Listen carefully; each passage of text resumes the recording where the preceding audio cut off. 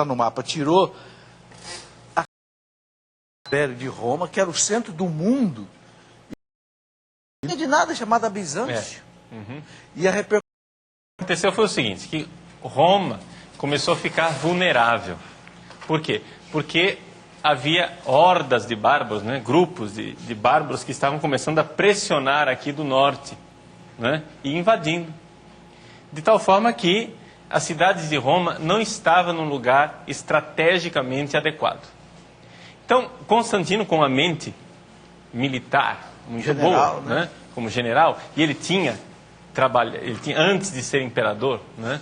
Ele tinha governado toda essa parte aqui ocidental, ele sabia a fragilidade do Ocidente. Ele sabia que o negócio aqui era uma represa que já estava rachada e que um belo dia ia ceder o dique, né? Ele esteve na Gália, né? E daqui foi que Constantino depois se tornou imperador. Então, ele sabia que isso aqui era muito frágil. O que é que ele fez? Ele foi estrategicamente para o Oriente, que estava mais seguro, e de todo o Oriente ele escolheu um lugar que, militarmente falando, era inexpugnável. Tanto que Bizâncio, depois a cidade de Constantinopla, né, vai ser uma cidade que vai reinar gloriosa por mais de 1000 anos. Né?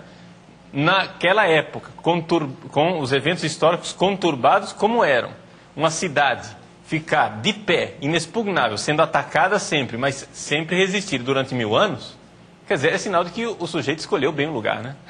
Ele era um bom estrategista. Por quê? Porque Bizâncio fica numa espécie de península, não é? De tal forma que você só precisa de uma muralha de um lado. E os outros 3 lados é mar, não é isso? Que é o Estreito de Bósforo, que está aqui, né? O Estreito de Bósforo é um estreito que existe entre o Mar Negro e o Mar de Mármara, que está aqui logo abaixo de Constantinopla. Bom, sem dar aula de geografia. E qual é a importância que essa região tinha aí na navegação, no transporte, na vida da antiguidade? Veja, na antiguidade, Roma vivia e dependia, por exemplo, dos grãos, né, do trigo que vinha do Egito, não é? Ou seja, as riquezas maiores estavam aqui, não é? E essa meia-lua crescente, né, essa crescente fértil que se diz em Bíblia, era uma área bastante próspera para o Oriente. Bom, desta área aqui, né, Constantino intuiu que aqui ele tinha a parte mais sólida do império, né, e que era aqui que ele deveria ficar. O que é que isso significou? A pergunta do nosso, né, espectador, o que é que isso significou para Roma? É claro que para Roma, politicamente, significou um decréscimo. E para o cristianismo também. E para o cristianismo, de certa forma. Agora, o que acontece? E o Papa, como é que fica? Pergunta o nosso, né, tuiteiro. Não, o Papa, gente, nós temos que entender o seguinte. Roma, a diocese de Roma é a diocese principal da igreja, não é porque ela era a capital do Império Romano, mas é porque foi lá que Pedro, o príncipe dos apóstolos, derramou seu sangue. E é lá que ele está sepultado. Portanto, o sucessor de Pedro é onde Pedro morreu, né? Então você pode transferir quanto quiser. Aqui nós podemos mudar politicamente a geografia do mundo. Roma será sempre Roma, não é? Roma será sempre a diocese do sucessor de Pedro. Então, é claro, posteriormente, eclesialmente falando, vai haver uma rivalidade entre Roma e Constantinopla. Por quê? Porque o bispo de Constantinopla, o patriarca de Constantinopla, vai dizendo, mas o imperador está aqui comigo. Vocês aí foram invadidos pelos bárbaros, caiu o Império Romano do Ocidente, vocês não são mais nada. Ou seja, nós somos a segunda Roma, a verdadeira Roma agora. Então, ali já vai começar um atrito entre a igreja do Oriente e a igreja do Ocidente, que vai depois culminar com o cisma em 1054.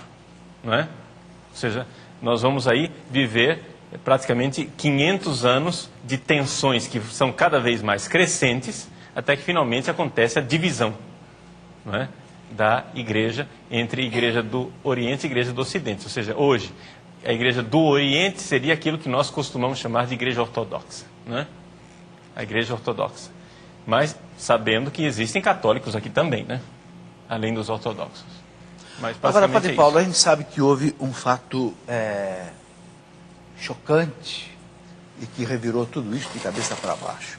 Foi a queda do Império Romano, aí em 476, pelos ostrogodos, não é? Sim.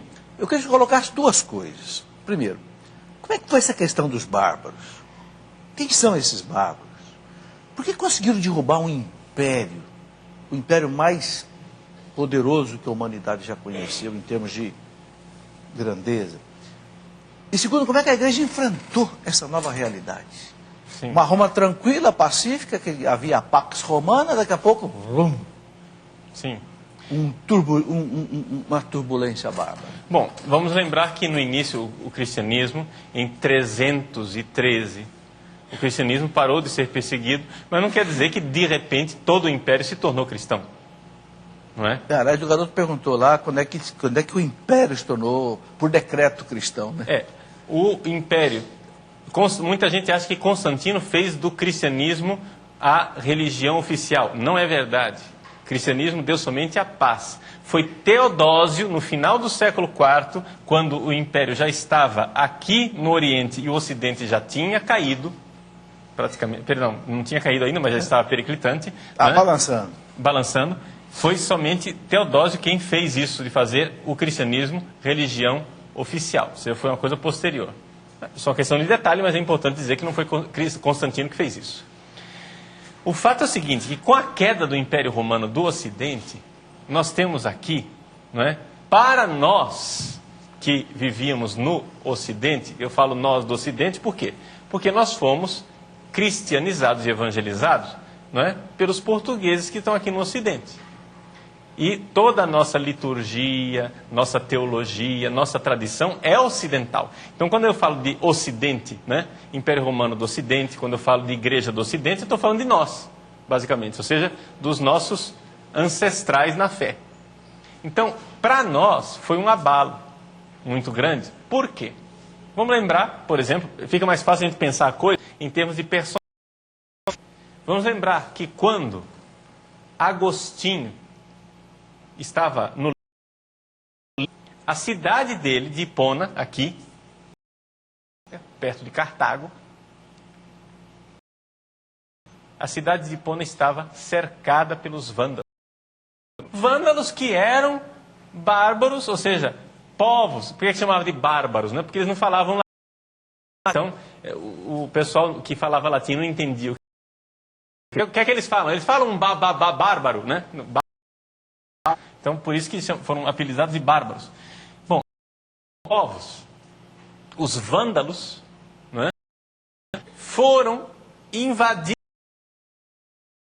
e cercando Cartago, Hipona, de tal forma que no final da vida, Agostinho escreve A Cidade de Deus, a obra dele, A Cidade de Deus, ele estava desse Império Romano decadente. Ou seja, tinha claramente a sensação de um mundo que estava decaindo, estava acabando. Não era...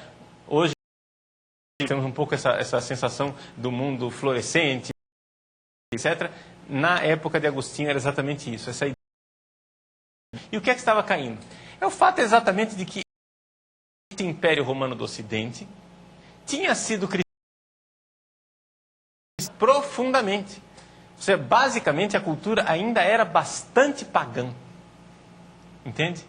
Então, Agostinho que a dissolução moral dessa sociedade pagã, o império, a decadência.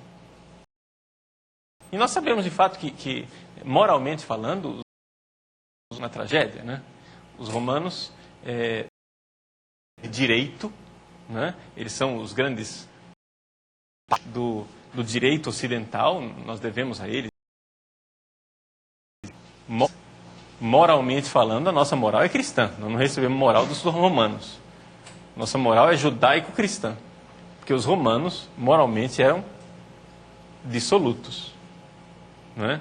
E essa sociedade que se permitia a libertinagem,